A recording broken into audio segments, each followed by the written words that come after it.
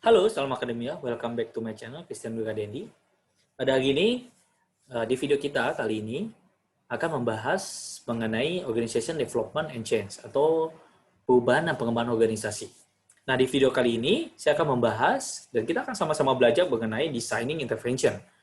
Ya. Nah, diambil dari buku Thomas Cumming dan Christopher Worley. Nah, pada chapter kali ini akan membahas objektifnya, yaitu discuss criteria for effective intervention, discuss issue, to give an overview of the various intervention used in the book. Ya, nah yang pertama saya akan menjelaskan apa definisi dari intervention. Ya, an intervention is a set of sequence and planned actions or events intended to help the organization increase its effectiveness. Intervention purposely disrupt the status quo. Nah, intervention ini adalah suatu proses di mana Bapak Ibu, rekan-rekan semuanya di dalam organisasi berusaha untuk membuat suatu perubahan, ya. Bisa dikatakan agent of change, ya.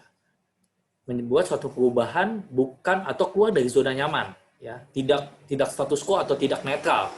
Nah, atau tidak ya segitu-segitu aja, tetapi mencoba mencari perubahan untuk sesuatu yang lebih efektif bagi organisasinya, bagi karyawannya itu sendiri. Nah, karakteristik dari effective intervention itu seperti apa? Ketika organisasi ingin berubah,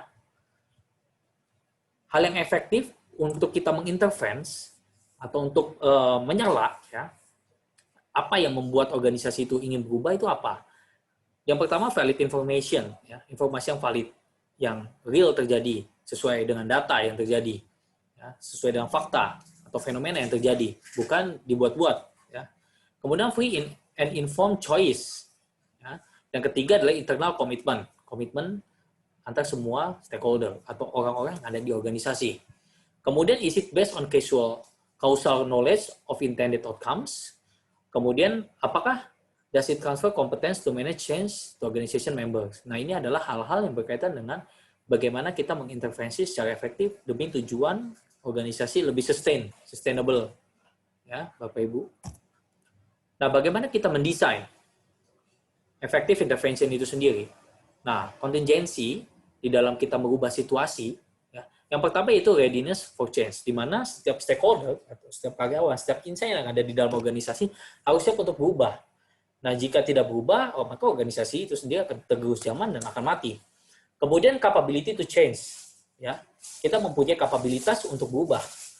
Ketiga, cultural context atau budaya, bagaimana budaya dalam suatu organisasi bisa mewajibkan dan memfasilitasi adanya perubahan, dan kapabilitas kita sebagai agen perubahan, ya, kita bisa memberikan respons yang positif, kita bisa menjadi role model yang positif, role model perubahan bagi sesama karyawan yang lain.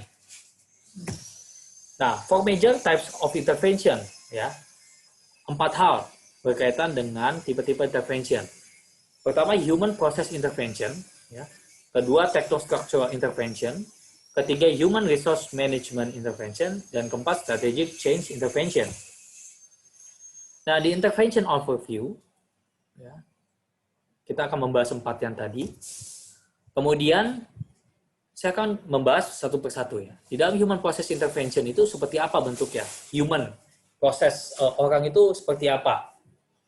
Pertama, coaching, ya.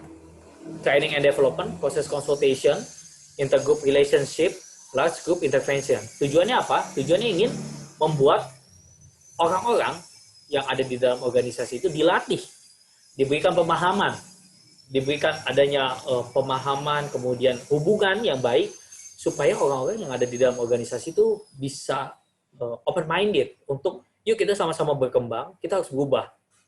Ya. Kemudian techno-structural intervention, bagaimana kita berubah dari struktural, teknostruktural, ya. Bisa kita mengubah dari struktur organisasinya, downsizing, ya. Bisa perampingan, re-engineering, keterlibatan dari karyawan, dan work design. Kemudian dari HRM atau human resource management, ya, kita bisa merubah atau mengintervensi goal setting-nya, penilaian karyawan, performance, penilaian kinerja karyawan, performance appraisal, reward system, career planning and development, managing workforce diversity, employee stress and wellness. Tujuannya apa? Tujuannya agar karyawan itu bergairah, agar karyawan itu termotivasi untuk dapat bekerja dengan optimal, dengan baik.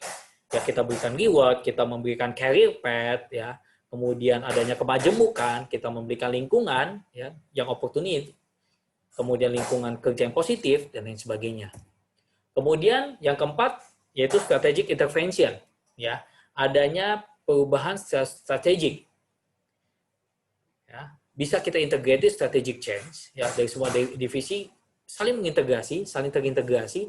Kemudian kita juga bisa melakukan merger dengan perusahaan yang lain, akuisisi, tujuannya agar sustain, kita punya organisasi. Kemudian aliansi, budaya organisasi, ya, salah satu hal yang penting.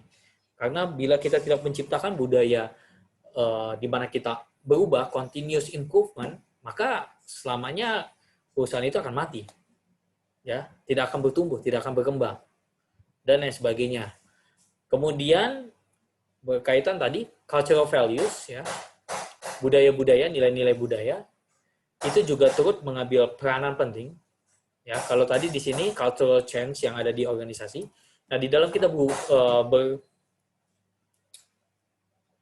berorganisasi, nah budaya itu juga harus dilihat secara whole, di mana ada konteks orientation, power distance, uncertainty avoidance, achievement orientation, dan individualism.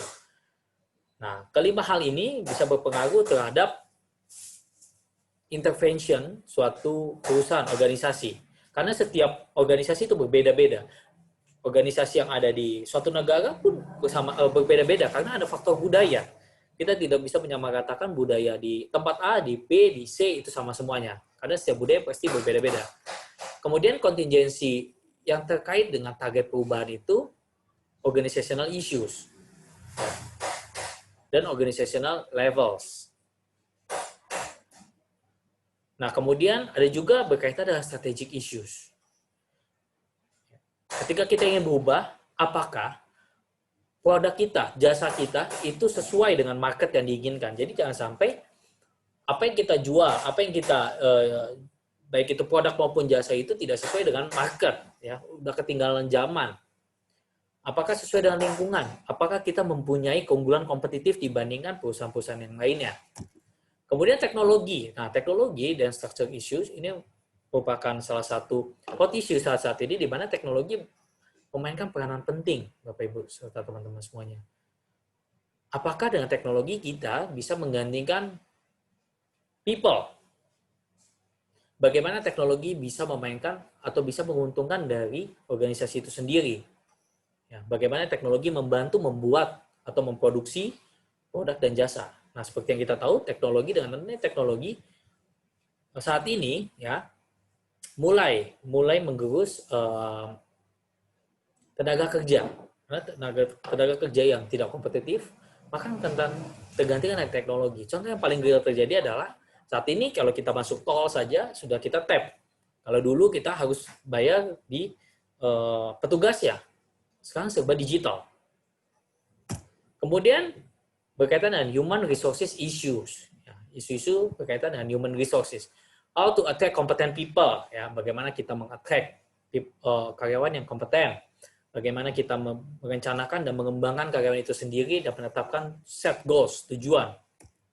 Kemudian human proses human-nya, ya, isu-isu bagaimana kita berkomunikasi, kemudian menjadi problem solving, interact, leading, ya.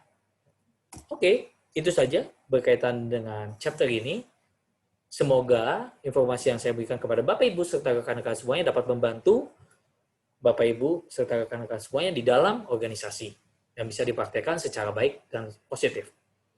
Mungkin itu saja. Terima kasih telah menonton video kali ini dan salam akademia.